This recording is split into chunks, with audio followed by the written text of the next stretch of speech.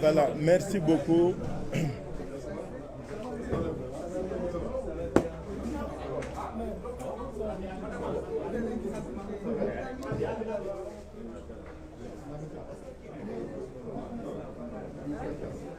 Voilà, salaamaaleykum mbooloo mi.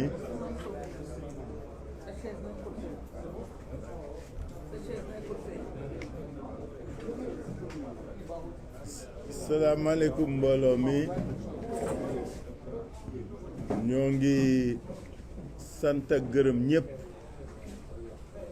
ci teewaay bi di leen remercier ci li ngeen a répondre suñu invitation. Conférence des leaders mu yéene waxtaan ak askan wi bi ñu paree élection yi commission départementale yi pare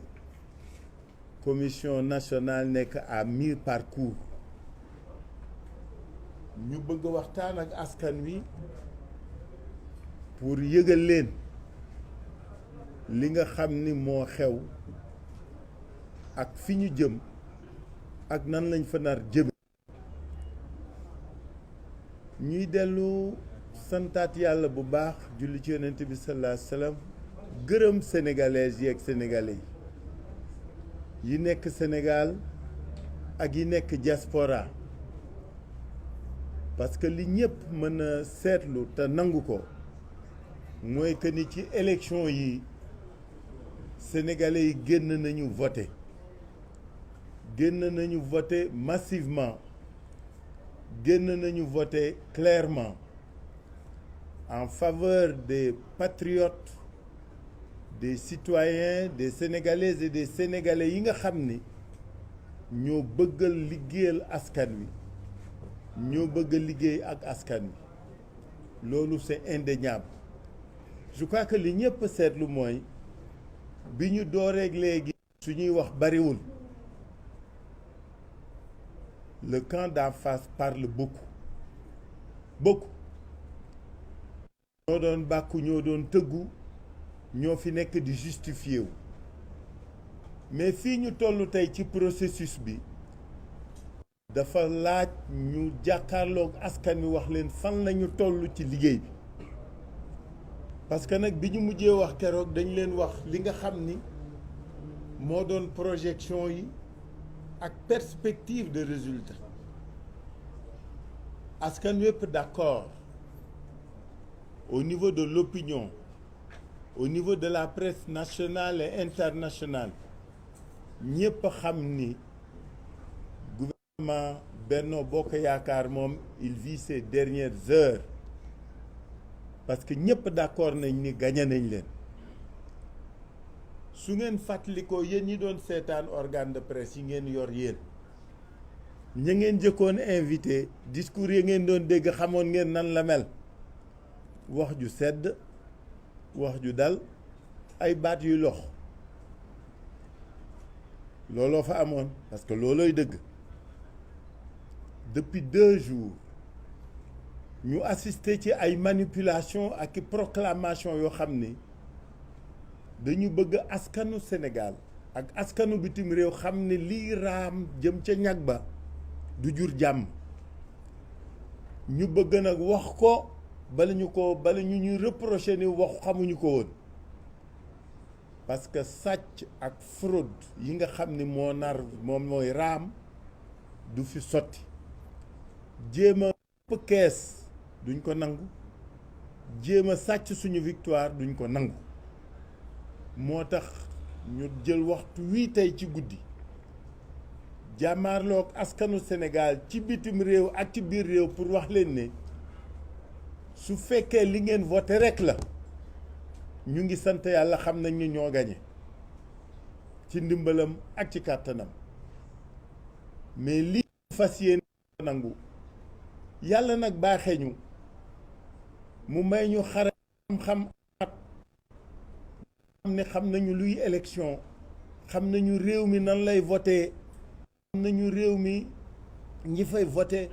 ak vote bi nan lay demee fii. dara beesu fi pour ñun. li nga xam ni kay moo fi bëgg a law te duñ ko nangu mooy li amoon 2017 am 2019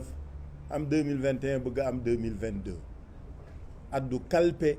suffrage ou sénégalaises yeeg sénégalais kenn du ko fi nangu. ren dañu bëgg bu kenn wax ni ñii dañu bari histoire wala dañu bëgg xuloo wala dañu bari fitna. kenn yeewu fi fitna. ñi fi yee fitna wala bëgg yee fitna mooy ñi bëgg jalgati. loolu lañ ni duñ ko fi nangu, loolu mooy du fi amee. et ça coûte ce que ça coûte. et je pèse bien mes mots. loolu moo tax ñu woote tey pour waxtaan ak yéen. ñun ñëpp xam nañu nan la élection yi demee, ñun ñëpp xam nañu tendance yi nan la demee, mais ñun ñëpp gis nañu lii raam te ñëpp xam nañu lan la jooju la ñu fas yéene waxtaan ak yéen, wax askanu Sénégal ni loolu du fi sotti. moo tax danaa jox léegi parole Déthié Fall mi nga xam ni mooy suñu mandataire, moom moo suivre travaux commission départementale yi avec nos représentants, et c'est lui-même qui siège au niveau de la commission nationale. suñu paree ñu jox Malick Gakou, le président Malick Gakou mu wax, su paree Adja Aïda Mbodj wax, su paree Moussa Tine wax, parce que ku nekk ci ñoom da nga fa am volet boo xam ni topp nga ko ci li xew, nga fas yéene ci waxtaan ak sénégalais yi ci kàddu yu gàtt nag mais ci kàddu yu leer. parce que bi ñuy mujjee wax fii man dama yaakaaroon ni suñu gaañi suñu fi jógee président wala chefu majorité Benno dana ni ay la yëwan ren moom d'accord nañ ni perte nañu, man loolu laa yaakaaroon. mais malheureusement je me rends compte qu'ils sont incapables de fair play politique et démocratique te am na lu kenn dul nangu. donc ma jox parole bi Déthié Fall pour mu wax. Ousmane Sonko mooy mujj wax bi. d'accord allez Déthié.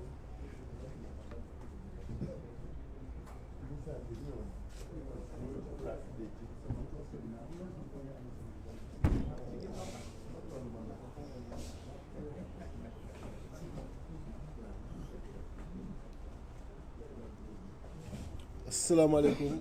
comme ni ko président waxee léegi, depuis démb à midi tàmbali nañu liggéey bi ci commission nationale de recensement des votes. yéen ñëpp dégg ngeen coow li ni mu tàmbalee ak li nga xam ni ñoom loolu la ñu commencé di wax, parce que yéen a ngi dégg 82 la ñu am, ñu am 80 yeneen ak yeneen. mais bi ñu fiy mujj def conférence de presse ci biir wax ji waxoon nañ leen ni ñoo ngi dégg ni am na ay corrections yu ñu bëgg def dans certains départements pour mën relever seeni taux ci département yooyu, pour mën rattraper gap bi ci proportionnel bi parce que dama lay waxoon suñu estimation c'est 28 ci proportionnel bi 55 la ñu am ci département yi et que ñoo ngi def ay manœuvres pour mën a dans certains départements changer loolu parce que proportionnel qu'on changer loo jox sa bopp rek changer dindi nga ko ci keneen et bi ñu demee démb tàmbali liggéey bi ba tey jii nii ñu continuer ko surtout tey dañoo intéressé wu ci bureau de vote yu bare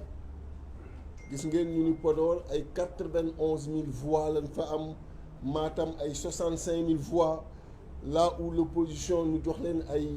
ay miettes alors que yéen ñëpp suivre ngeen évolution politique bu Sénégal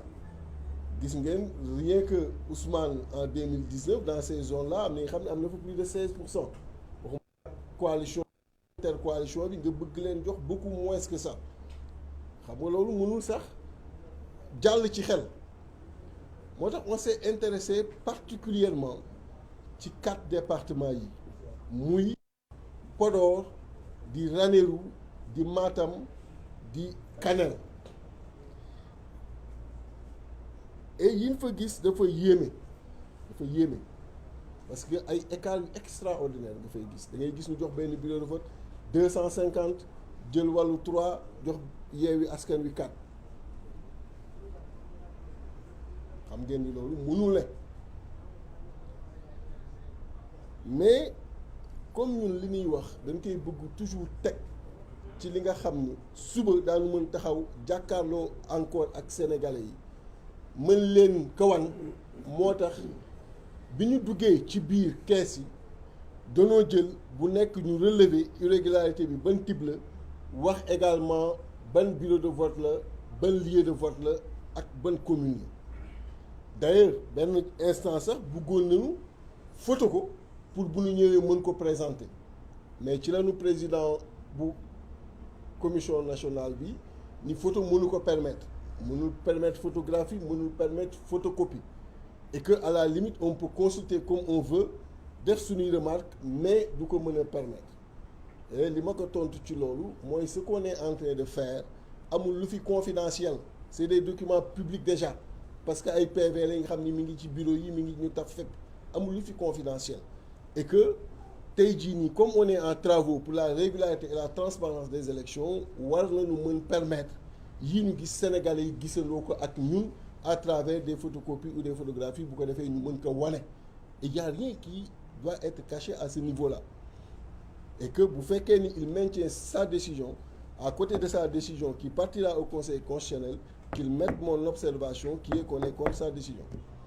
et que loolu aussi na dem au niveau du Conseil constitutionnel parce que ça n'a pas de sens même si il faut lui avouer sa disponibilité parce qu'il nous a laissé comme la loi le permet nous fouiller comme on veut ce qu'on va continuer à faire parce que avec li ñu def comme échantillonnage ak temps bi doyul pour mën a dugg ci yëpp liñ ci jot a gis yóbbee nañu ñu jàpp ni fi mu toll nii moom mënul sax proclamer il faut ñu demander dès demain pour que carton yëpp ñu ubbi ko dans ces 4 départements PV par PV de bureau de vote ñu xool ko bu ko defee irrégularité bu mu mën a doon en profondeur ñu mën ko génne pour ensemble mën a arrêter ce qu'il faut comme décision concernant yooyu nga xam ni moom la ñu gis à titre d'exemple boo jëlee lu mel ne département de Kanel commune de Bokiladji lieu de vote Bambagol bureau de vote numéro 1 muy bureau de vote yi nga xam ni wax naa leen chiffres yi nga fay gis da ngay gis ni des fois du sax am signature benn coalition amul benn signature administration bi leen nga fay gis le président du bureau son secrétaire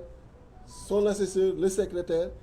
représentant coalition yi amul benn signature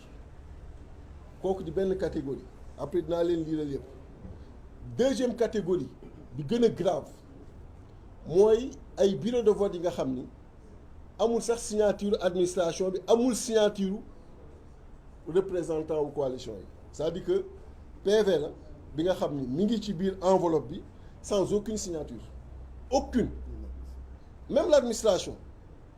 inadmissible c'est-à-dire que mën na doon PV bi nga xam ni fii Léo moo ko def dugal ko ci biir enveloppe bi jox ko mu dem au niveau de la commission nationale de recensement des votes c'est ça que ça signifie mën na jóge ci n'importe qui parce que amul benn signature amul signature administration amul signature représentant des coalitions irrégularité boobu aussi ñu noté ko mais loolu bu baree ci ay département war a mën a impacter considérablement ci résultat département bi war a impacter ci seen part ci liste proportionnelle bi mais là mooy la correction dont on parle parce que loolu moo leen di permettre ay 90 000 yi nga xam ni tegoo ko fenn 65 000 yi nga xam ni tegoo ko fenn ak leneen ak leneen ak leneen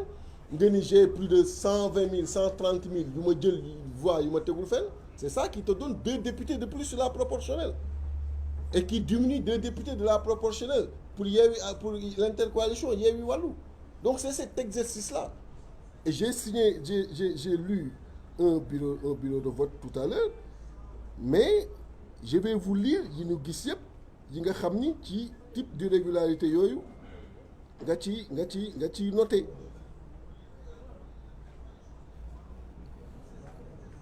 boo ñëwee ci Alana bureau de vote 1 département de Kanel commune de Aroué lieu de vote Ndiottou tu as la même chose boo ñëwee ci Doudé Bagué bureau de vote numéro 1 tu as ces irrégularités boo ñëwee ci commune de Aroué lieu de vote Lougoubal bureau de vote numéro 1 tu as également ces types d'irrégularités nga ñëw ci si on prend Podor commune de Walalde lieu de vote Walalde bureau de vote numéro 6 tu as ces irrégularités nga ñëw ci école Walalde toujours bureau de vote numéro 5 école Walalde 2 tu as ces irrégularités nga ñëw ci bureau de vote numéro 4 toujours dans cette même école tu as ces irrégularités nga ñëw ci bureau de vote numéro 3 tu as ces irrégularités avec des écarts qui peuvent aller jusqu'à 399 voix vous imaginez un peu nga ñëw ci commune de Mbole Birane lieu de vote Galoya Peul bureau de vote numéro 2 tu as également des irrégularités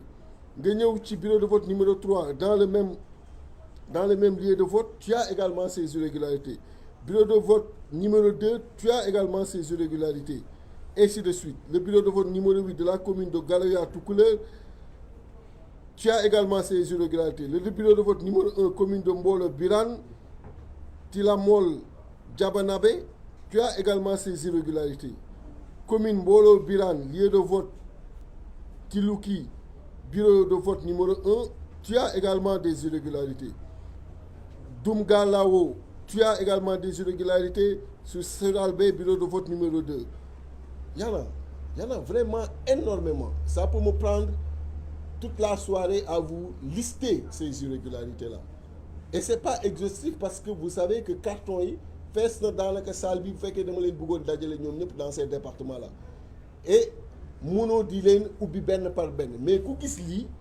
war na mën a yóbbee nga ni finalement on demande au président de la commission bu ko defee ñu suspendre publication résultat yi mu prévoir demain 17h pour nous permettre à l'intercoalition ñu ubbi bureau de vote par bureau de vote bu bëggee sax mu doon instance publique bu ko defee sénégalais yi mën a xam li xew ci zone yooyu notez avec nous ces irrégularités qui sont inadmissibles parce que une irrégularité bi nga xam ni day toucher un PV sans aucune signature ni de l'administration ni des représentants de coalition kooku c'est inadmissible ñu koy valider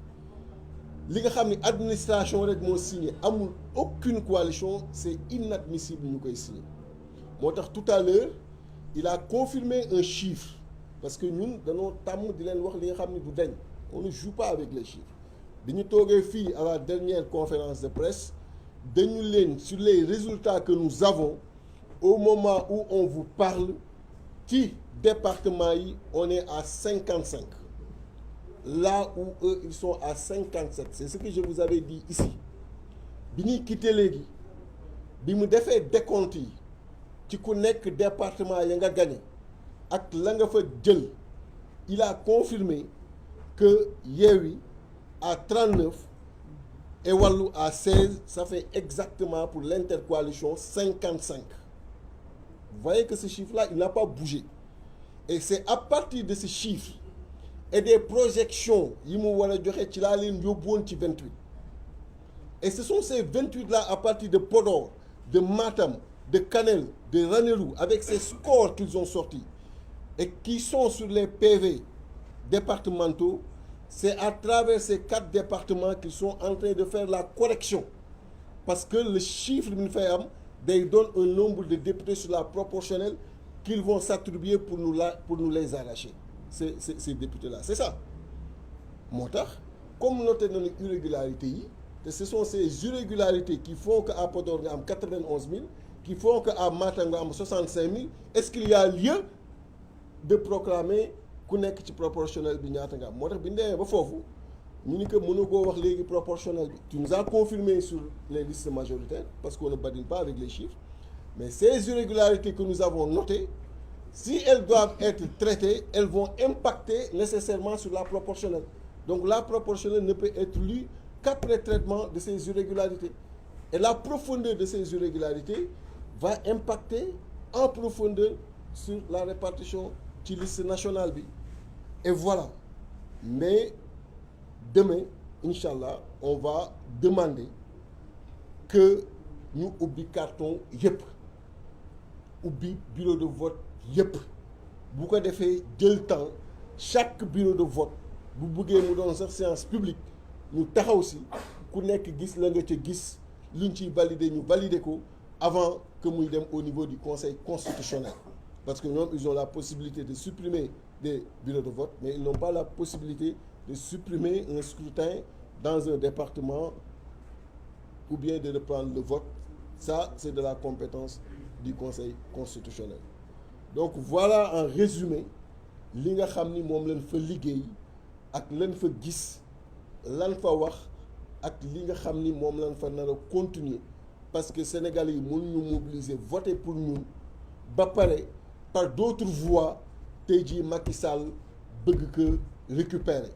d'autant plus que boo defee même ci daw ñoom ñu génne ko boo defee le cumul en absolu des suffrages de Yewwi plus Wallu, on est devant eux. On est devant Benno Bokk Yaakaar même ci seen yi ñuy dawal ñoom même ci seen yi ñuy dawal attribué wu 82 jox ñu 80 en absolu maanaam ñi woteel Yewwi nga boole ko ak ñi woteel Wallu nga totaliser ko en nombre de voix on est devant Benno Bokk Yaakaar. On est devant Benno Bokk Yaakaar. Donc la majorité ñoo ko yor. On les a renvoyés à l'opposition parlementaire qui l'accepte. Mais la correction qu'ils veulent faire aujourd'hui est inacceptable. Donc voilà ce que je voulais dire, Monsieur le Président. ci li nga xam ni moom la ñu gis affaire bi bare na mais toog fii di leen limal lu dul jeex amul njariñ. C'était à titre d'exemple que ñu jox leen ci yenn yi mais li ngeen mën a retenir mooy demain le travail va se poursuivre et pour nous il est important que ñu ubbi kees yëpp. Même si, encore une fois, on salue la disponibilité du président de la commission, mais on récuse sa décision de ne pas laisser à la coalition la possibilité de photographier ou de photocopier ces irrégularités pour que l'opinion bi mën a gis ak ñun li nga xam ni moo fa xew. ñu leen di gërëm di leen sant jërëjëf.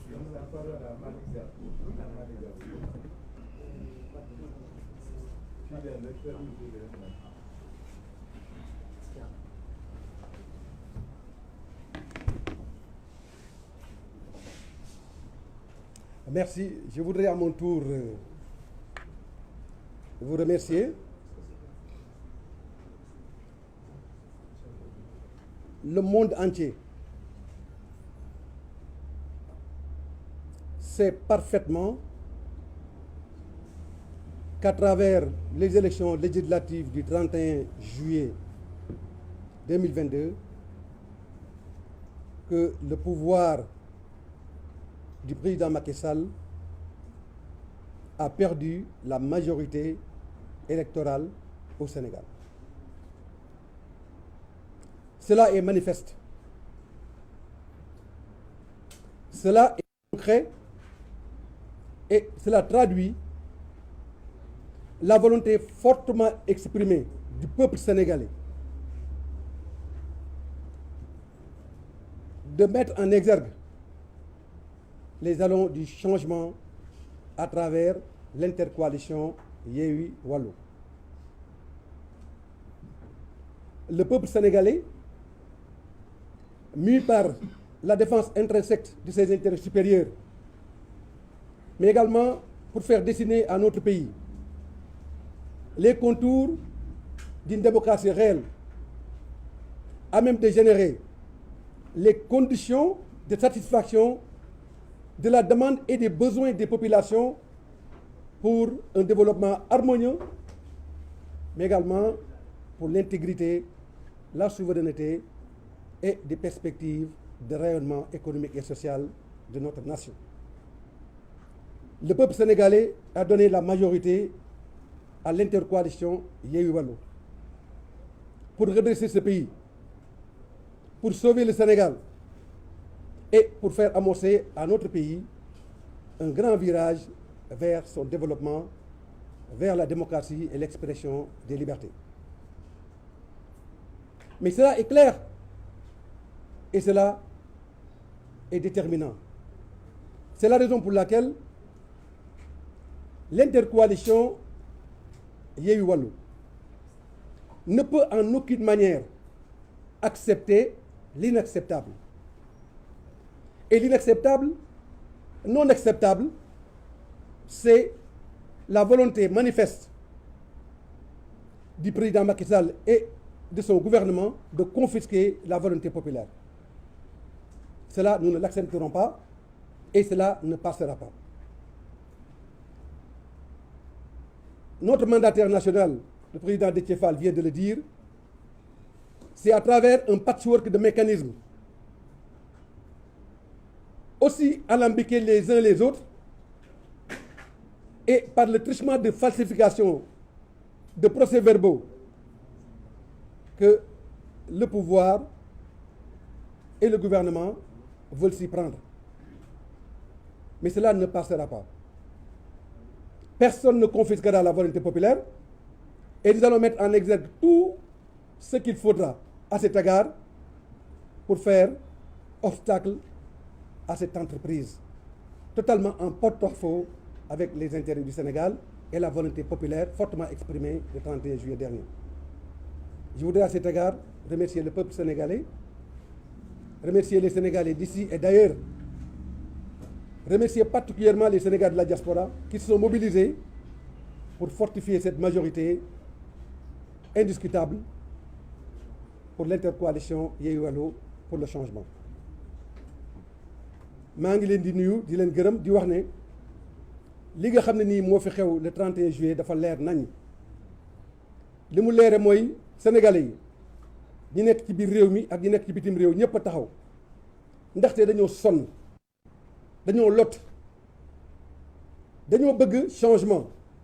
dañoo bëgg beneen Sénégal bu am beneen xar kanam boo xam ne nii day méngoog fii nga xam ne nii dayoo réew mi fa la toll te loolu leer na ne pouvoir bi fi nekk muy pouvoir Macky Sall ak régime am joxuñu ko Sénégalais yi loolu moo tax Sénégalais yëpp jóg ci biir réew mi ak ci bitim réew ñëpp taxaw takku jóg voté ba ñu voté ba pare ñu gagné parce que kenn réerul mbir ne Yewwi Wallu moo gagné kenn réerul mbir ne changement moo gagné kenn réerul mbir ne beneen doxalin moo gagné loolu nag la fi président Macky Sall bëgg a bàyyi bañ ne du bàyyi lii nga xam ne ni moom la Sénégal yi bëgg ñu doxal ko assemblée nationale mu nekk assemblée bu bees assemblée boo xam ne nii day nekk ci li nga xam ne nii moom la doomu aadama yi bëgg mooy askan bi lu bëgg mooy ñu delloo askan wi li mu moom loolu nag duñ ko nangu te nag ñu koy wax ne lu mu ko jaral rek jaral nañu fukk te bu neexee yàlla volonté populaire boobu du ñu nangu ku ko confisqué daañu taxaw jaakaarloog ñoom ba yoon li mu laaj ñu am ko te loolu yoon li mu laaj bu ñu koy amee mooy lan mooy bu neexee la assemblée bii di ñëw cohabitation mooy am mooy ku jégi mooy giite ku jégi mooy doxal ku jégi mooy indi yoon te yoon boobu mooy yoon bi nga xam ne nii moom le peuple sénégalais bi wax coalition intercoalition Yewwi Wallu pour que ñu doxal pour que Sénégal am beneen xar kanam maa ngi leen di gërëm di leen sant. Merci beaucoup, Président Malick. La parole est à la présidente Aïda Mbodj.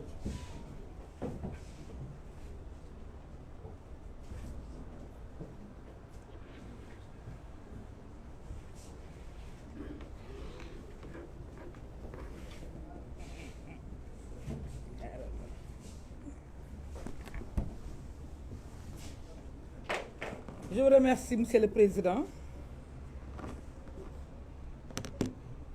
asalaamaaleykum ñu ngi leen di nuyu. Man dama jàpp ni tête de liste Benno Bokk Yaakaar bi muy wax ci saasi ak patam-patam ji mu doon def pour gaaw wax nombre de départements boobu rek la avoué défaitam. C'était le langage d'initié là. C'est un langage codé qui s'adressait à son clan. C'était un appel au secours. Dès lors, son clan s'est organisé et a déclenché le processus de fraude. En quoi faisant? En organisant les 4 départements que sont Matam, Ranérou, Kanel et Podor. Un PV sans signature de représentant, c'est un produit de la fraude, c'est de la fraude pure. Ça veut dire que c'est un PV tombé de nulle part, fabriqué, produit, qui participe à ce processus de fraude. Processus de fraude, bobo, bon calculé, tel lolu, du waxuma la ñun les acteurs politiques mais dañu war a xam ni Yewwi Askan Wi population yi peuple bi moo ko adopté mais au-delà du peuple c'est une question de vote c'est-à-dire ñi nga xam ne ñoo calculer différentiel bi nga xam ne ñoo nekk entre ces 4 départements ba muy 240 000 voix ci coefficient wu 60 241 ça va faire 4 députés moom il s'est mis à raconter dans son appel au secours, il leur dit, moi je n'ai que des départements où on compte 1, 2, 1, 2, 1, 2, donc débrouillez-vous pour nous trouver dans la fraude 4 députés. On ne peut pas laisser passer. Le peuple ne laissera pas passer. Le peuple va s'opposer à cela, à cette fraude massive, parce que ce vote-là, c'est le vote du peuple. C'est le vote qu'on n'a pas acheté. C'est le vote bu sell la vote bii vote bu sedd la sell la du vote bu ñu jënd du vote bu ko ànd ak corruption du vote ay transfert du vote dara vote la boo xam ni c'est la volonté populaire donc moomatuñ ko ñun li ñu am rek pour def ko mooy on a toujours servi ce peuple et par rapport à ce service Déthié amatuloo droit dellu gannaaw parce que tu es en train de servir le peuple comme tous les autres membres de Yewwi Askan Wi comme ñi waroon campagne wax ak peuple bi comme ñi doon diriger liste bi comme notre tête de liste comme le président de la conférence des leaders comme ñun ñëpp dañoo servir le peuple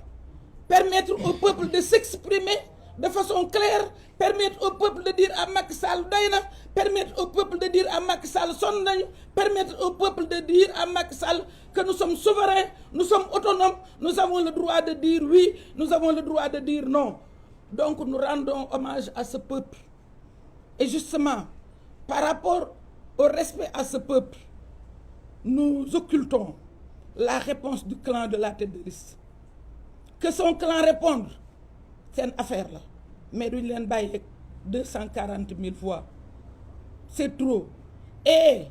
non seulement nous l'avons baillé, mais booy boo fouiller encore fouiller parce que su ko jaree nañu commencé waat vote bi foofu ci ñeenti département yi su Sénégal yépp valider seeni liste ñoom ñeenti département yi ñuy buure di bourrage ba finalement ñu reprendre le vote ñu war ko reprendre mais kenn du hypothéquer le vote des Sénégalais. Je vous remercie.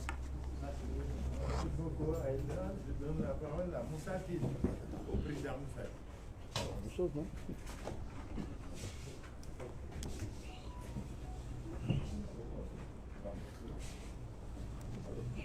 Alors, je pense que àdduna moom nit bi ci jom jógee rek dara desatu fa. Je pense que foofu la ñu toll. Je pense qu'il faut quand même qu'on revienne à des fondamentaux. Nit bu ci jom jógee dara desatu fa. Mag ñi nag daan nañu koy yare waaye xamuñu woon lu muy tekki. mënoo ñëw ñuy dem élection nga calomnier ñi jàpp ñi rendre ñi inéligible Sénégal yi ne ñoom la ba tey nga invalider suñu liste Sénégal yi ne ñoom la nga transhumer suñu responsable Sénégal yi ne ñoom la nga accater suñuy convoi def la ne Sénégal yi ne ñoom la ba léegi ñu ñëw ba tey ñu gañe la nga dem di wutiwaat ay prox ndoll yooyu jaar pour retourner waat la victoire jëlaat victoire nit ñi gis nga démocratie dafa am lu am solo la dernière expression de la volonté populaire en démocratie dafa am solo aujourd'hui Macky Sall benn problème la war a am mooy di xalaat ndax damay démissionner wala ndax damay continuer De Gaulle pour moins que ça De Gaulle a démissionné et c'était même pas une élection c'était un référendum mu dem il n'a pas obtenu la majorité qu'il voulait moo xam ne maintenant il ne peut plus gouverner ce pays-là parce qu'il est en situation de minorité il est parti en 1968 il a quitté le pouvoir c'était le héros de la Seconde Guerre mondiale nous ici aujourd'hui dans les mêmes circonstances nga xam ne on va vivre une situation extrêmement difficile pour la première fois au Sénégal on va avoir une majorité présidentielle qui est différente de la majorité parlementaire ba mu xewee France kenn nelawul homme politique yi parce qu'il faut beaucoup de valeur il faut beaucoup d'humilité il faut beaucoup de partage il faut beaucoup de concertation pour gérer une situation bu mel ni bu ñuy dund Sénégal aujourd'hui au lieu nga am préoccupation seet naka laay def ba sortir mon pays de cette passe-là ngay xool nan laay def ba sàcc ay élections ñëw et en tous les cas de figure tu n'auras pas la majorité il y a quelque chose qui doit interpeller un homme politique en tout cas boo amee esprit démocratique dès lors que tu te rends compte que tu es minoritaire dans le vote populaire yow sa bopp da nga war a néewlu nëbbatu làqatu waxatuloo fee parce qu'en démocratie il y a qu'une seule chose qui compte c'est la majorité populaire vous ne l'avez plus Macky Sall ne l'a plus il a perdu à la fois la majorité populaire et il a perdu aussi la majorité parlementaire les deux choses nga am ko donc moment d'introspection la war a doon si yow et il faut pas qu'on vienne dire non non ay diw fële la ay diw c'est lui le problème du Sénégal c'est personne d'autre moo tax même quand il fait transhumer des gens ici et là il perd quand même l'élection le problème des Sénégalais ce n'est pas l'entourage de Macky Sall c'est personne d'autre c'est Macky Sall lui-même il faut quand même qu'on tire les leçons de ce scrutin-là on ne peut pas et ça aucun Sénégalais amul benn Sénégalais du mag du ndaw du góor du jigéen yaa amul benn Sénégalais bu mën a xëy suba dégg Macky Sall ne gagné na élection yi d'une manière ou d'une autre il n'y en a pas donc ce pays-là a assez souffert de la violence politique wees nañu fu ñuy wàcce ci xeex ci mbedd bi di kii j'espère vraiment que cette fois-ci Macky Sall pourra faire preuve de grandeur au moins pour une fois dans sa vie dépasser samay bëgg bopp samay projection politique bopp xalaat ne ab askan lay jiit daf fi war a jóge bàyyi fi woy parce que de toutes les façons il va partir un signal qui est déjà lancé c'est fini les Sénégalais n'y reviendront pas donc moment yooyu bu toogee nag da ngay dal nga xalaat xool nan lay def ba génn waaye yow xalaatoo lu dul nan lay sàccee nan lay def ba dëpp élection nan lay parce que ce que Déthié a dit il n'y a que deux possibilités et il faut d'ailleurs les féliciter pour d'abord le travail énorme qu'il a fourni mais surtout aussi pour les mesures de sauvegarde et conservatoire ñu jël pour que la fa xew nit ñi mën ko mën a dëpp du ñu ay xale ay magum jëmm lañ ko seqal ñaar rek moo mën a nekk ou da ngeen def burage d'urne ou bien ay bureau fictif la parce que bureau bu amul président bu signé procès verbal mënul nekk ci élection bureau bu amul assesseur bu signé mënul nekk ci élection bureau bu amul benn membre du bureau du vote y a personne d'autre personne n'a signé le procès verbal comme on dit comme dafa jekk ci loolu on a dit peut-être que Léo sax moo ko def wala keneen na ko def et vous osez vous dans une commission départementale statuer sur un procès verbal bu mel noonu bu kenn signé wu quelle est aussi la probabilité pour que dans un lieu précis benn parti politique nekkul ci bureau de vote on dit bureau de vote entre des fonctionnaires qu'est-ce simplement personne d'autre n'est là écoutez les Sénégalais am na loo xamante ne wax nañ ko xam nag mën nañoo nangu leen nanguwaat lii nanguwaat leen nanguwaat mais am na benn instant boo xamante ne am na loo xamante du jàll. dañuy wax souvent ne yàlla day bind nga effacé mu bindaat nga effacé waat mu bindaat nga effacé waat waaye bu ñettee yow sa bopp lay effacé. démocratie aussi ça fonctionne comme ça gis nga askan day bind nga effacé mu bindaat nga effacé waat ñetteel bi yow dañuy effacé et c'est ça qui risque d'arriver dans ce pays-là. Nous sommes dans un moment trouble dans un moment de réflexion boo xamante ne am na lu ñu war a bàyyi xel am na lu mun a nekk ak lu mënut a nekk. Nous avons été très responsables durant cette campagne-là. Nous avons accepté d'aller en campagne. Le maître nit ñi, d'accord, c'est nos suppléants qui les ont battus. Oui, parce que c'est ça que le peuple a décidé. En démocratie, il n'y a qu'une seule vérité, la vérité du peuple, seul détenteur de la souveraineté initiale. Ce peuple-là a parlé. Il a dit voilà ce qu'il veut. Yéen laa bëgg ngeen représenté au niveau de l'Assemblée nationale. joxoon naa Macky Sall lépp joxoon naa ko majorité présidentielle joxoon naa ko majorité parlementaire. Au lieu mu utiliser ko pour gouvernement mu jàpp di jël ay nit di tëj ci kaso bi di rey ay nit di détourner alal di jaay bien askan bi jaay suñu pétrole jaay suñu gaz jaay suñu géej comme le dit notre tête de liste. askan wi nag bii yoon nag bëggatuma loolu xam nga lu ma bëgg dama bëgg nga nekk président de la République ma jël ñeneen ñëw assemblée nationale di la saytu. Cette volonté du peuple là est irrévocable et indiscutable. S'il veut aller à l'encontre de ça nag bu boobaa moom si boppam mooy am problème ak le peuple sénégalais jërë leen jëf merci beaucoup. La parole au coordonnateur, le président Cheikh Youm. Le coordonnateur du président. Bon, coordonnateur du PUR. Voilà. Bonjour, mesdames, messieurs les journalistes. Dans le prolongement de mes prédécesseurs, vous conviendrez avec moi que le voleur a été attrapé. La main dans le sac, exactement. Le 31 juillet, je dirais même le 1er août, puisque la tragicomédie que nous avons assistée au niveau de la galaxie du cheval a été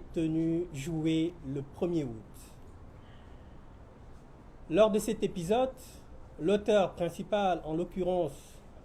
la tête de liste de la coalition Benno Bokk Yakaar, avec beaucoup de légèreté, nous citait des départements que la dite coalition aurait gagnés, sans aucune preuve, comme à l'accoutumée. 48 heures, c'est-à-dire lundi dernier, nous avons tenu ici un point de presse avec des chiffres et des preuves à l'appui, ce qui est le fort, reconnaissez-le, de la coalition Yewwi Askan Wi. La coalition Yewwi Askan Wi, tout ce qu'elle dit, avec l'intercoalition Wallu, tout ce qu'on nous disions, nous le basons sur des preuves. Encore une fois de plus, Déthié Fall qui a plusieurs casquettes, de chasseur, de pêcheur, d'investigateur, et encore retourné à la chasse et a eu un résultat impressionnant qu'il vous a expliqué tout à l'heure. Ceci pour vous dire qu'aujourd'hui, on est en face de gens qui gouvernent mal, qui volent mal, qui gèrent mal et qui trichent mal. Vous savez, quand on est nul et incompétent, c'est pas pour un seul jour, c'est pour toujours. Macky Sall, depuis 2012, terrorise le peuple sénégalais. Depuis 2012, rend, élargit, augmente la pauvreté. À un moment donné, il appartient au peuple de lui dire stop. Et je pense qu'il est temps que ce peuple digne lui dise stop. li ñu jàng ci li nga xam ne ni moom la Déthié Fall wax indi ko ci ak ay preuves yu leer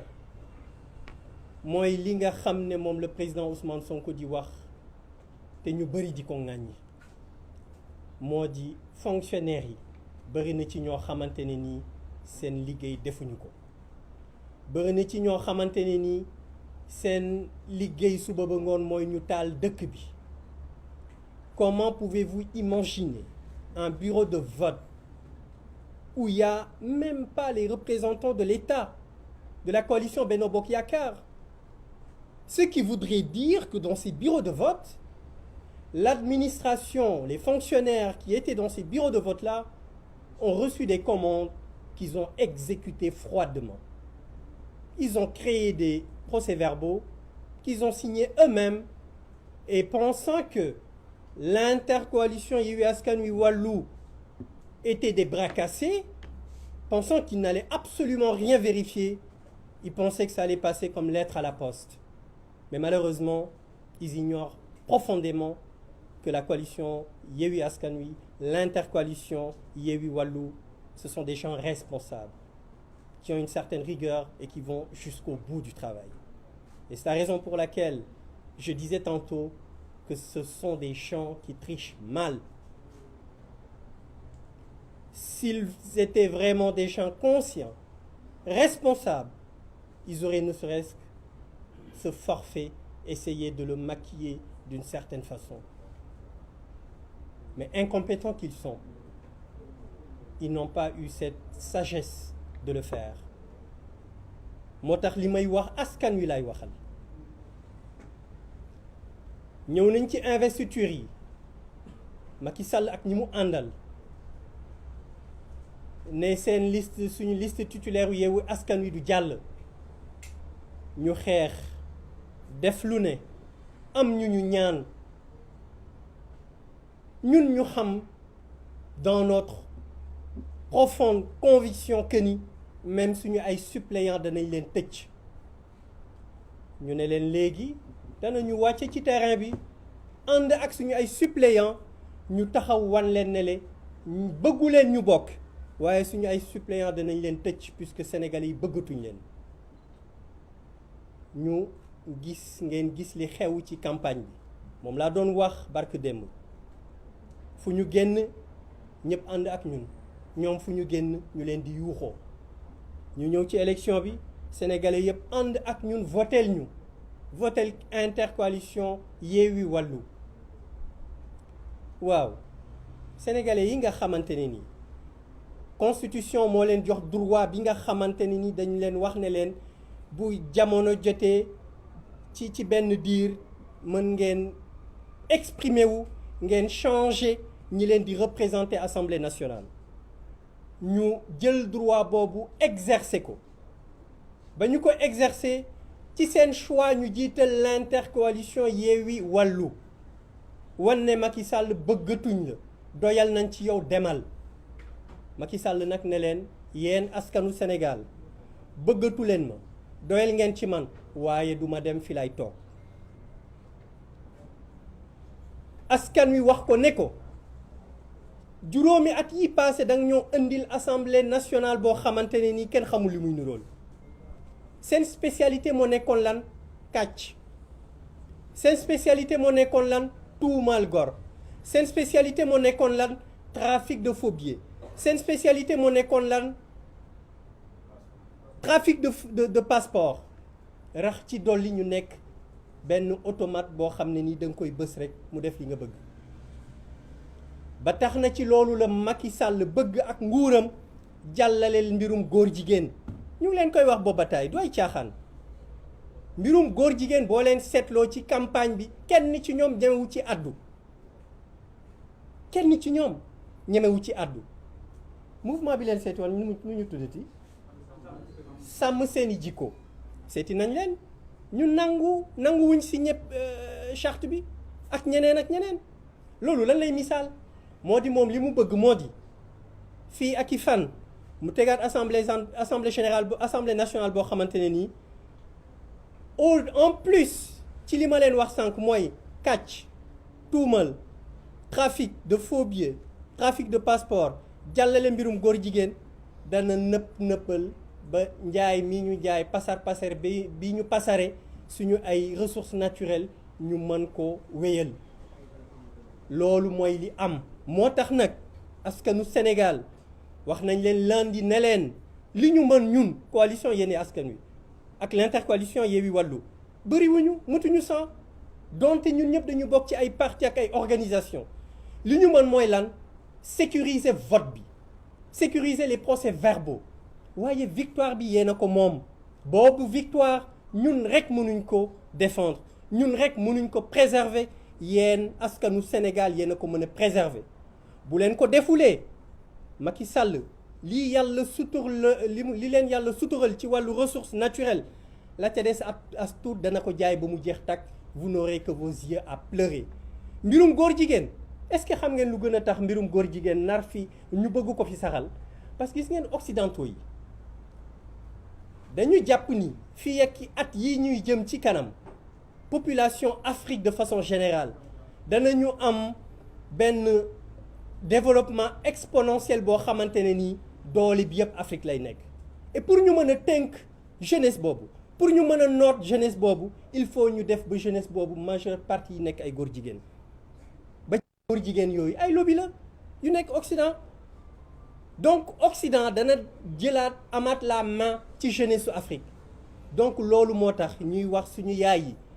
di ko wax suñu pap yi di ko wax suñu nijaay yi di ko wax suñu mag yi ne leen jóg leen taxaw xam nga lu war a dakk ci dëkk bi injustice jaay doole bundu xatal loolu moo fi war a dakk te loolu c'est pas l'intercoalition moo ko fi war a mën a jëlee mais askan wi moo ko fi mën a jëlee d'autant plus que askan bi wane na dimanche li ñu bëgg loolu ñu bëgg nag yéen rek yéen a ko mën a préserver te ñu xam ne ki ñu ko seqal dañuy wax ne boo nguur bu naree daanu ñépp danañu xam ne dafay daanu moom rek moo dul xam ne du daanu donc moo tax nag ñu ngi leen di ñaan askanu Sénégal jóg leen ngeen préserver seen victoire yéen a ko mën a préserver kii ñu ko seqal li muy def gis ngeen ko teg ngeen ci seen bët il va aller jusqu'au bout même s'il sait qu'il va cogner le mur il le fera parce que deseetul dara li mu yàq bëri na li mu def ci njuuj njaaj bëri na loolu la bëgg nag nu mu ko nëbbe ba mën a génn ci nguur gi ni mu gën a waaye ñu ngi koy xamal ne ko l'intercoalition Yewwi Wallu dinañ ko wax ne ko fii ba mu fiy jógee mbir mi ci fu leer lay tegu bu fi jógee it ci lu leer la ñuy teg lépp lu dëng danañ ko joyanti ku takkal danañ la traduire te dañuy wax c'est très simple sàcc nañ jàpp nañ leen mais sàcc kay dañ koy sanctionner su fekkee ne justice su Sénégal bëgguñ leen sanctionner yéen peuple bi yéenay cour bi nga xam ne ni yéenay cour suprême yéen a gën a kawe ci cour yi yéen rek yéen a ko mën a sanctionner wasalaamualeykum wa rahmatullah. Merci beaucoup. Je donne la parole au président Ousmane Sonko.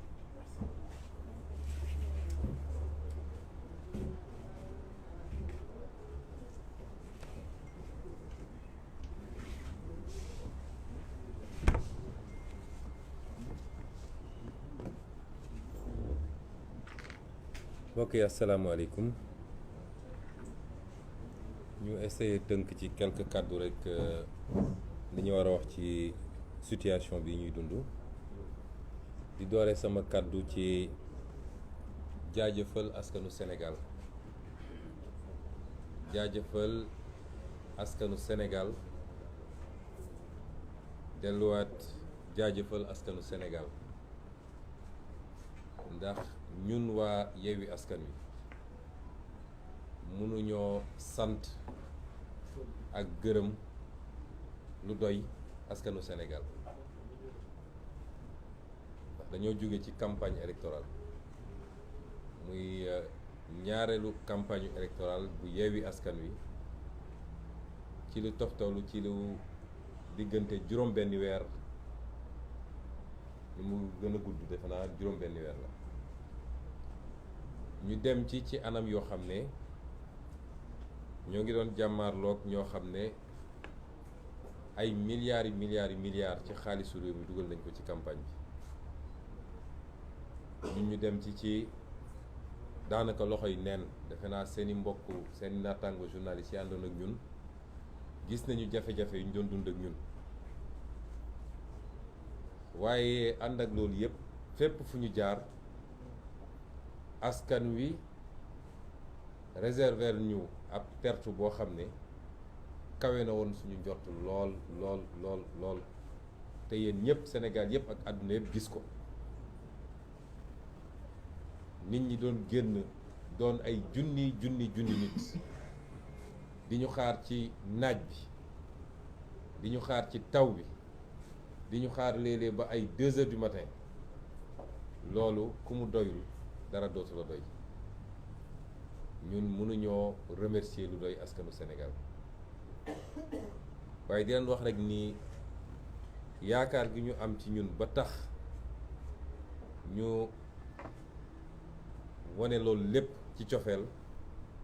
bu soobee yàlla yàgg naa ko wax yaakaar googu du mës a tas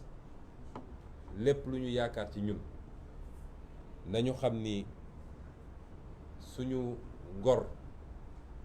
suñu bëgg-bëgg ci réew mi weesu na foofu ndax dañ koy faral di wax ñun ñi fi nekk ñëpp kenn dugg ci politique ngir koppar goo ciy am wala poñet guñ la ciy jox bu doon loolu dong ñi ne ci table bi yëpp duñu campagne ndax amul kenn ci ñun koo xam ne tey dina dem assemblée nationale ndax soo nee député rek nit ñaa ngi gis ku ñu jox ndomba tànk jox ko 4x4 jox ko passeport diplomatique jox ko 1,300,000 par weer jox ko carburant réew mu ndóol ni Sénégal nag ku ñu jox loolu dafa mel ni am na lu tuuti luñ la jox wala sax lu takku waaye ñi fi toog ñëpp amul kenn koo xam ne day dem assemblée te teewul campagne bi yëpp ñoo ko campagne wër Sénégal yëpp di nelaw 3 heures 4 heures du matin di lekk benn repas par jour campagne nañ ci taw campagne nañ ci naaj campagne nañu ci ngelaw loolu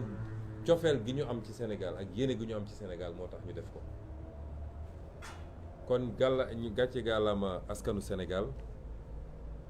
di leen gërëmaat ci turu conférence des leaders yëpp waaye ci turu Yewwi Askan Wi yëpp militant militante dinaa jagleel nag ngërëm gu spécial jeunesse su Sénégal bi parce que ñun bi ñuy commencé politique dafa am lu ñu bëggoon mooy fexe ba jeunesse su Sénégal intéressé waat ci politique ndax fexewoon nañ ba gëmloo jeune kuy jeune rek ni yow politique dafa salte mbirum mag ñi la bu mu la intéressé te loolu musiba la ci réew moo xam ne 65% ay ndaw lañu ñun suñu premier objectif mooy fexewoon ba jeunesse bu nekk di intéressé wu jeune bu nekk di intéressé wu ci politique ndax politique mooy ni ko tubaab bi waxee rek mooy li xew ci sa jamono ak sa société nga fexe ba sa loxo nekk ci lépp lu koy defar nga fekkee ko c'est l'art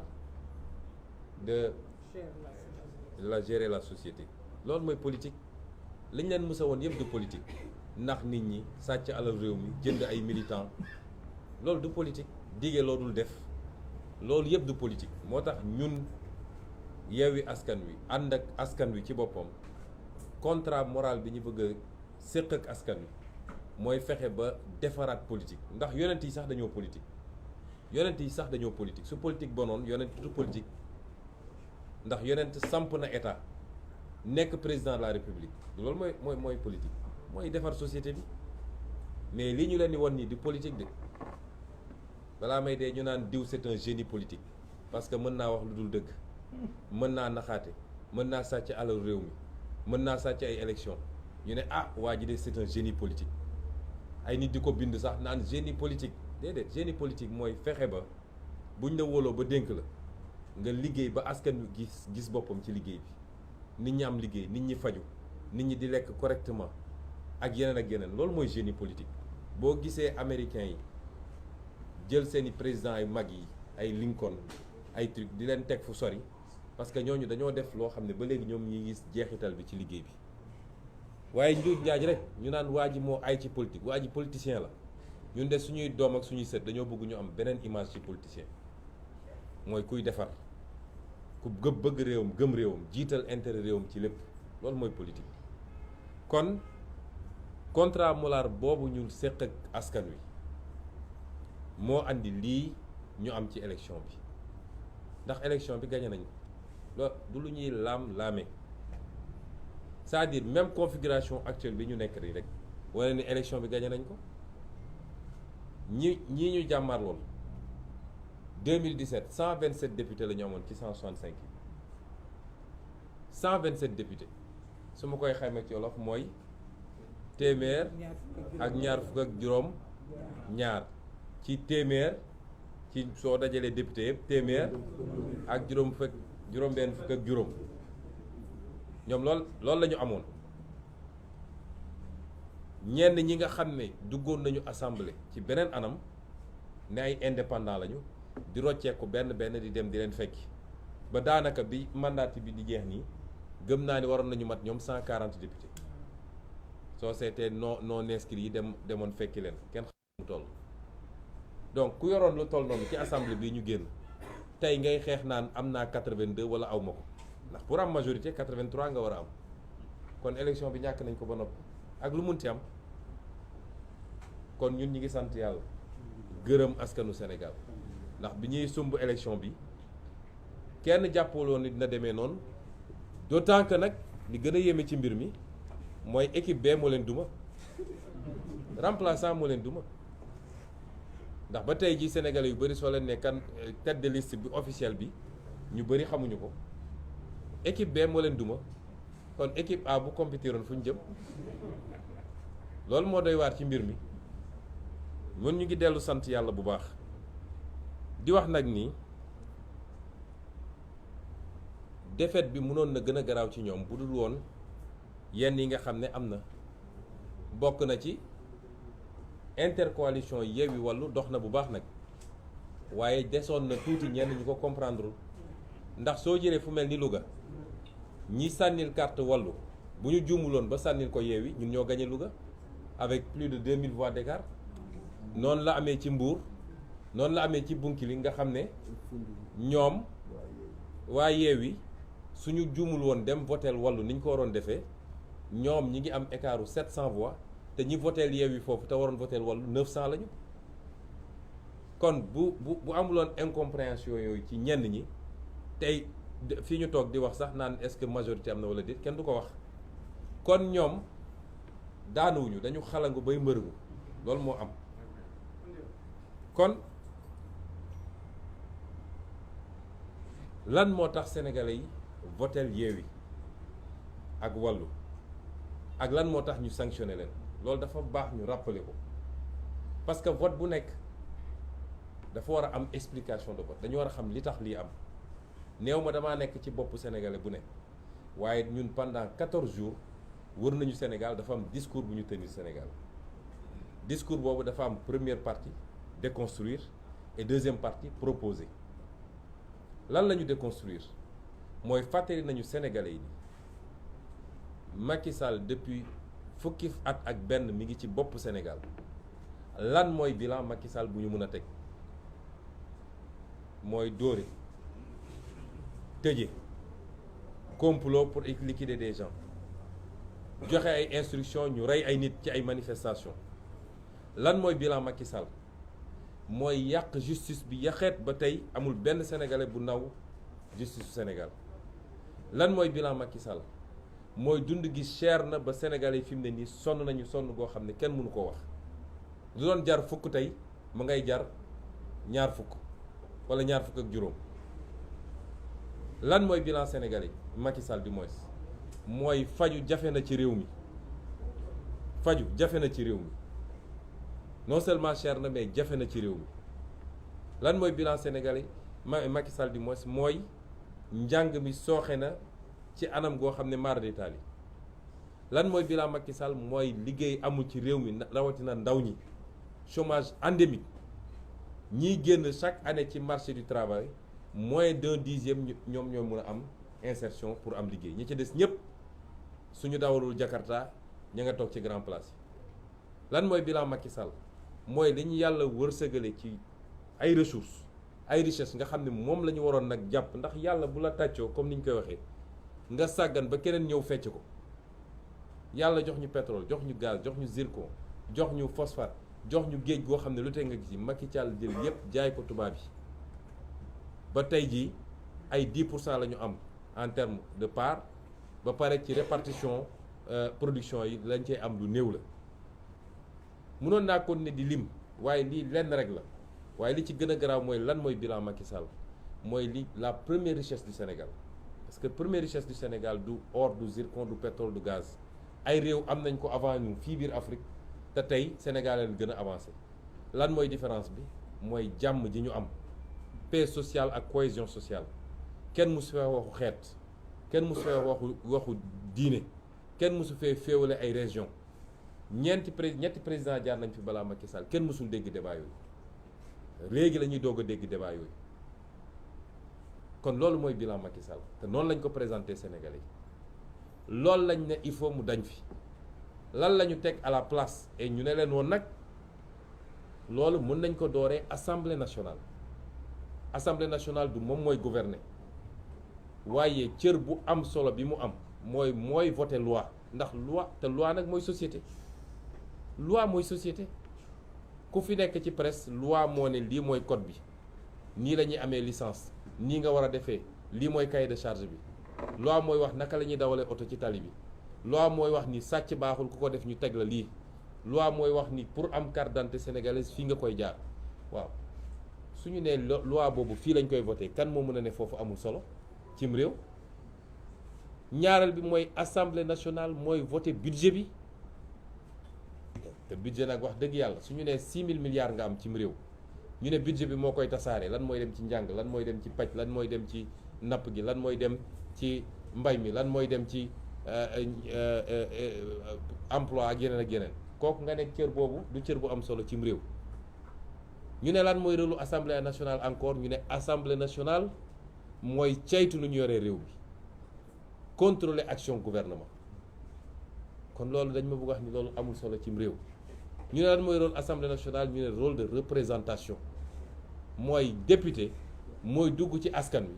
xool lan mooy jàmbatu askan wi mun a dem assemblée nationale jooyal leen ko foofu kon cër bu ëpp cëru assemblée nationale cim réew amul. moo tax ñu ne woon Sénégalais bu ngeen ñu joxee majorité am na liggéey boo xam ne mën nañ ko commencer déjà yeggali ko nag bu soobee yàlla 2024 gannaaw bu ñu fi jëlee waa ji discours boobu la Sénégalais yi dégg ñu leen bu ngeen ñu joxee majorité suñ ñu andilee projet de loi 2023 nga xam ne moom la ñu war a examiner à partir de novembre bu dee projet de loi boobu intégré wul jiitalul lan liy yitte Sénégalais yi dañoo bëgg dund gi wàññeeku gaz bi ceeb bi diwlin bi suukar bi yeneen ak yeneen dañoo bëgg loolu wàññeeku bu ñu andilee projet de loi boo xam ne loolu dugaluñu ko ci projet de loi boobu dañ koy delloo Macky Sall ak gouvernement en seconde lecture ne ko kii duñ ko wote moo tax ñu ne leen woon réew mi du bloqué day gën a avancé parce que réew boo jëlee doole réew mi yëpp teg ko ci loxo benn nit su dee nit kooku ku baax la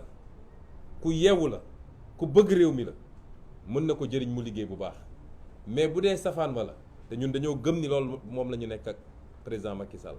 réew moomu ci guute lay dëkk te loolu pour nga rectifier ko mooy il faut li tubaab naan le pouvoir limite le pouvoir il faut nga jël beneen doole jox ko ñeneen bu ko defee lu mu bëgg a def day obligé waxtaan ak ñooñu ñu ut consensus ci lan mooy intérêt réew mi lan mooy njëriñu réew mi ñu ne kon sénégalais bu ngeen ñu joxee majorité buñ ñu andilee budget boo xam ne les 10% parce que dafa am lu ñuy wax protocole de Maputo dafa ne réewu Afrique bu nekk budget am ak nu mu munti toll war na jagleel 10% yi mbay mi bu dee andi nañu budget Sénégal mosu koo respecté bu ñu andilee budget ñu gis ni li ñu jox mbay mi 5% la dinañ ko delloo Macky Sall ne ko yokkal parce que mbay mi priorité la ci ñun dañoo bëgg am autosuffisance ba li ñuy jéggaani fële ñu mun koo am suñu biir réew paj mi noonu njàng mi noonu feneen ak feneen noonu loolu mooy premier engagement bi ñu jëloon pour suñu diggante ak Sénégalais yi ne leen dinañu voté ay loi yoo xam ne dina delloo si yéen ñi nga xam ne Sénégalais dañ koo namm soxla ko Cheikh Tidiane yu mu wax na léegi lu jëm ci lu nar a yàq suñu société yàqeet te muy agenda boo xam ne tubaab yi ñu ko bëgg a imposer ñu jël ci engagement signé charte bi dugal ko suñu biir programme mooy lépp lu jëm ci borom ñaari tur yi ñu ne leen dinañu def fonction de représentation ndax nag këpp kees bi bëri na ci réew mi poste li fa xew gis ngeen ko port autonome li fa xewoon gis ngeen ko dégg ngeen dossier ArcelorMittal dégg ngeen les 1500 milliards du TER dégg ngeen ñu ne leen nag dinañ taxawal ay commission d'enquête parlementaire boo xam ne dinañ leen woo ñoom ñu ñëw layoog ñun ñu leeral mbir ba mu leer ba pare def ko publiquement askan wi xam ni lii moo xew ci alalu réew mi du cox du dangaa soxor wala dangaa bëgg waaye réew pour mu dox kenn ku ne suñ la dénkee lañ la dénkoon il faut nga rendre compte réew mi nii laa ko yore woon loolu dafa am solo ci démocratie pour mu dox ñu jël engagement yëpp ak yeneen yu ñu jël suñu digganteeg réew mi lii lépp su ma ko fàttalee ndax dañ ko wax ko ci campagne bi dama bëgg ñu fàttaliku lan moo tax sénégalais yi voté contre Macky Sall ak lan moo tax sénégalais yi voté pour ñun intercoalition Yewwi Wallu vote boobu nag mbokk yi moom la Macky Sall ak ñi mu àndal bëgg a jalgati yéene gi ngeen amoon pour lii ñu waxanteeg yéen yi ñu diglanteeg yéen te wallaahi wax naa ko dañ koy def niñ ko waxee lañ koy defee parce que dafa jot nag dafa jot ñu jubóole sénégalais yi ak politique dafa jot ñu fexe ba sénégalais gëm ni politicien war na mën a nekk nitu kaddu war na mën a nekk nit kuy def li mu wax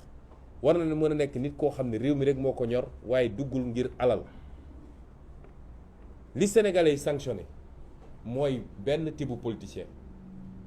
ku ñëw ne opposant la ñu votel la jox la mandat maire nga wëlbatiku dem ne jaay naa ko Macky Sall ñu ko defoon ñëpp perte nañu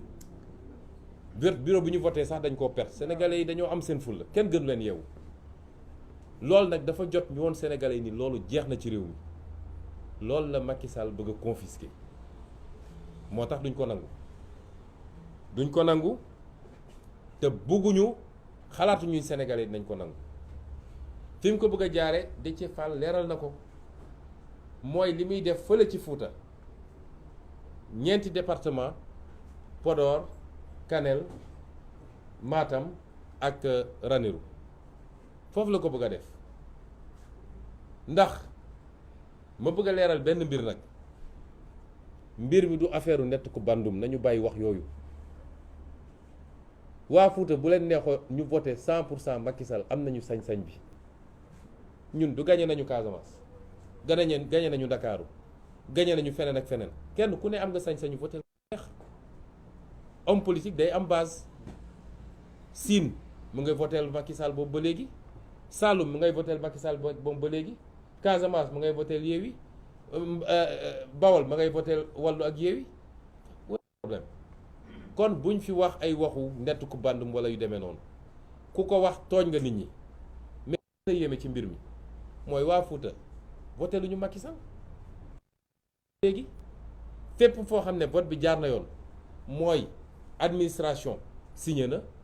ñun suñuy représentant signé ñoom seen représentant signé am na ci bureau de vote yoo xam ne ñun ñoo ko gagné am yoo xam ne ñoom suñ ko gagné écart yu ndaw la ay 20 voix 25 voix kon le Fouta a tourné le dos à Macky Sall li xew c'est une entreprise de fraude massive boo xam ne ay hommes politiques ñoo ko organisé ça n'a rien à voir avec le Fouta corruption achat de vote fépp la am ci Sénégal fépp la am amul benn fenn fu mu des fépp la am kon nañu bàyyi yenn wax yi surtout ci réseaux sociaux yi naan waa Foutanke yi la nangam déedéet wax naa ko keroog bu ñuy tëj suñu meeting bi ñoo na nee naa man ñi may gën a gërëm mooy waa Fouta ndax léeg-léeg def fa opposition moo gën a jafe fépp ci Sénégal dinañ la menacer dinañ la persécuter dinañ la ak yeneen kon yooyu dañu ne c'est des hommes politiques ñoo organisé avec certainement la complicité de l'administration un système de fraude mais ça n'a rien à voir avec le Fouta loolu la ñu bëgg a wax ma ne tentative boobu nga xam ne dañoo bëgg a confisquer suñu vote loolu la ñu ne duñ ko nangu ki may njëkk a lancer appel nag mooy président Macky Sall moom ci boppam dafa am fu mbir di toll un homme doit savoir être grand surtout nag boo nekkee homme d'État un homme doit être républicain doit rester au-dessus de la mêlée parce que àdduna du dul jeex amut dañ koo jox moom nguur même bi ñu ko joxee ñëpp de d'accord ni votel nañ ko président Abdoulaye félicité ko def passation dem nguur googu ñu ko joxoon moo jeex takk lu jeex na li ci des mooy qu'il fasse preuve de dignité et de grandeur parce qu'il n'est jamais trop tard ñu bëri jàpp nañ ni il n'en est pas capable te acte yi mu posé boobu ba léegi loolu lay firndeel mais man jàpp naa ni il n'est jamais trop tard qu'il fasse preuve de dignité et de grandeur. On sait ce qu'il vit et ce qu'il ressent parce que ñun ñëpp mus nañu dem élection ñàkk ko nee na da daan dem voter Fatick ñibbisi toog ba ngoon mu taal di dégg bàcc yi léegi bàcc yi bu dalee ci moom nit na ko muñ loolu mooy àdduna. On ne peut pas gagner tout le temps du ci football du ci làmb du ci politique on ne peut pas gagner tout le temps boo doxee nag ba yàlla def mbir mi wëlbatiku bul yàq réew mi bu ko taal il faut faire preuve de grandeur parce que moom tey li mu war a xool mooy nu muy def ba yeggali ci jàmm. waxoon nañ ko fii après les événements de mars dama ne woon du ñu dox vers le palais ñun ñoo wax xale yi ne leen dellu leen seeni kër ñu ne woon dañ koy accompagner mu yeggali mandaam ci nu mu gën a rafete loolu na koy bàyyi xel tout le temps doonul réew mi moomu ko jënd ko te gënul benn sénégalais ci 17 millions de sénégalais yàlla tànn ko ci moom jox ko mu mun a def ñaari mandat 12 ans ci bopp réew mi ñaata sénégalais ñooy mun a def un mandat dans ce pays ñun ñi fi toog nii ñaata nit amul kenn ci ñun ku am garantie dina mës a nekk président de la république loolu mbirum yàlla la kon bu ko yàlla defalee loolu sénégalais yi deselatuñ ko dara moom na fexe ba rafetal mbir mi ci ni muy demee waaye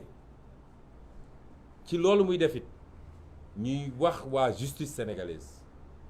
parce que moment yi ñuy toll nii responsabilité justice daf ci kaw daf ci rëy torop dama wax sànq bi ñuy waxtaan ak ñoom Déthié Fall dama leen ne gis nga magistrat bi toog fii naan day jël décision créer benn atmosphère de solennité bëgg a gëmloo nit ñi non fii c'est la justice c'est pas la politique ba pare di jël décision boo xam ne décision politique la na xam ni ñun li ñu daj ci mbir mi ñun ñoo sumb politique ñun ñoo joxe suñu caution ñun ñoo def suñu investiture ñun ñoo dem defi campagne dans des conditions extrêmement difficiles ñun ñoo woo Sénégal yi ni leen gën leen voter ils n'ont qu'à nous respecter la justice n'a qu'à nous respecter acteur politique yombul de te ñun ñooy système politique bi bu ñu fi nekkuloon politique du am kon nañu doxal yoon ñoom ils sont les garants de la stabilité de ce pays te chaque fois wax naa ko saa su problème amee ci réew mi bay waaj a tàkk li am fii temps yële ba ay nit dee ci lan la foog nga ni su justice defuloon li mu def tey nit di bakkan dina ci rot du am pourtant ñaari nit la ñetti nit juróomi nit suñu paree dem toog lekk seen ceebu den naan seen ataaya bàyyi loi li mu wax bàyyi constitution li mu wax dem wax leneen parce que dañ leen def pression da leen def leen loolu nañu delloo ci seen xel parce que réew mi jeexul de commencé gul bay jeex te am na yenn yu fi doon am dootul am ñun menacé wuñu kenn nag mais def lu taal réew mi après toogaat mel ni dara amuloon nga continuer loolu dina jeex ci réew mi kon ñuy lancer un appel à la justice li xew Fouta xam nañ ni loolu du élection il y a pas eu d'élection au Fouta c'est une mascarade te la ko andi yépp mooy ñoom nu ñuy def ba rattrapé wu wax nañ ko suñu communiqué démb parce que ñoom lu ñu def suba ngoon jot fu ñu toog réunion ñun dinañ ko yëg objectif bi Macky Sall sant Antoine Diome mooy fexeel ba egg 82 députés parce que certainement am nañu garantie que dina am kenn peut-être ci plus fort yi peut-être ci suñu biir ñun am na ñu leen garantir ni dinañ leen mottali le 83e peut-être loolu la ñu am moo tax nu ñuy def ba li ñu amul ci liste départementale yi seen quotient seen voix ci quotient yi mënu leen ko may naka la ñuy def bay gonfler les chiffres au Fouta chiffres yooyu moo leen di permettre ñu rattraper 2 députés ou 3 députés loolu mooy exercice bi ñuy def nii moo tax ñu ne justice bi na jël responsabilité am ce qui s'est passé là-bas c'est pas une élection te mënuñu koo nangu wax tamit ni ñoo ngi woo askan wi nag parce que dañoo wax ak Macky Sall jàpp ni pour une fois ñi koy wër di ko nax ne ko yaa fi nekk yaa yor doole koo xam ne 65% lañ la fale woon nga ñëw ne gagné nga 58% y a 4 ans de cela tey nga ñëw di xëccoo ay 45%. ñun on a 1,500,000 voix et quelques moom il a 1,480,000 voix et quelques kon xam nga ni kooku te loolu boolewuñ ci yeneen di si li ñu am kooku ñàkk na réew mi ña ko doon nax bu dee dese na ko tuuti xel dina xam ni loolu ñii dañ koy dugal rek mais comme dañ ko lancé appel ne ko na dellu si xelam na revenir sur terre lañ ko bëgg wax mooy su ko deful it dinañu fekk fii parce que dafa am yoo xam ne mënul am ci réew mi moo tax ma woo askanu Sénégal à défendre son suffrage par tout moyen nécessaire bu dee dañ ko bëgg a foqati askanu Sénégal la waxal rawatina jeunes yi nañ ñu déglu nag fan yi di ñëw parce que processus bi jeexagul peut-être suba wala gannaaw suba dinañ proclamer les résultats provisoires bu dee dañu maintenir les fraudes de qui sont passées au Fouta dinañ def recours ci conseil constitutionnel waaye nañu askan wi déglu déglu suñu mot d'ordre mais duñu accepter ñu foqati ko du affaire u Aïda Mbodj wala Khalifa Sall wala Déthié wala Moussa Tine wala Maïmouna Bousso wala Cheikh Tidiane Youm affaire u askan wi la c'est le peuple qui a voulu ce changement et qui a voté du mbirum benn nit loolu tam dinañ ko wax lancer un appel aux forces de défense et de sécurité bu ñu topp ce pouvoir finissant buñ ko topp ñu leen di dugal ci ay actes yoo xam ne li xew barki dem bi ñoon ak Ziguinchor mi ngi fi des ba léegi te dossier bi duñ ko bàyyi dinañ ko poursuivre ba fu mu war a yegg jusqu'à quand lañ leen di jox ordre ñuy tirer sur des manifestants pacifiques et qui réclament leurs droits loolu tam nañ ci bàyyi xel lancer également un appel aux militants même de Benno Bokk Yaakaar su dee dese na leen benn once de patriotisme bu ñu topp lii ñu leen bëgg a dugal parce que ñoom xam nañ ni ils sont sociologiquement minoritaires dans ce pays seen campagne woon na leen ko fu ñu dem ñu yóoxoo leen su dul woon milliards yi ñu génne et malgré ces milliards là ils ont mordu la poussière loolu soo tollee foofu nag xamal ni jeexal nga lu jeex na ñaari rakkay jeex na kenn mënu ci dara donc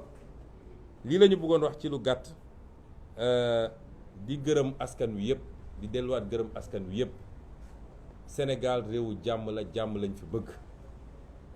jàmm ji nag tey ma nga ci loxo Macky Sall ak ñi mu àndal nañu suturaal seen bopp nañu jiital intérêt réew mi nañu bëgg réew mi te xam ni nguur c'est pas une fin en soi ñu ngi leen di gërëm di leen sant asalaamaaleykum. jërëjëf merci beaucoup.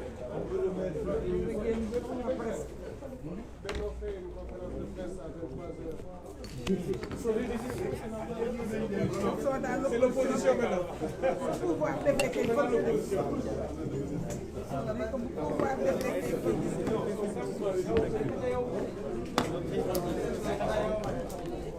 sëñ bi waaw sama audience bi kan la kañ la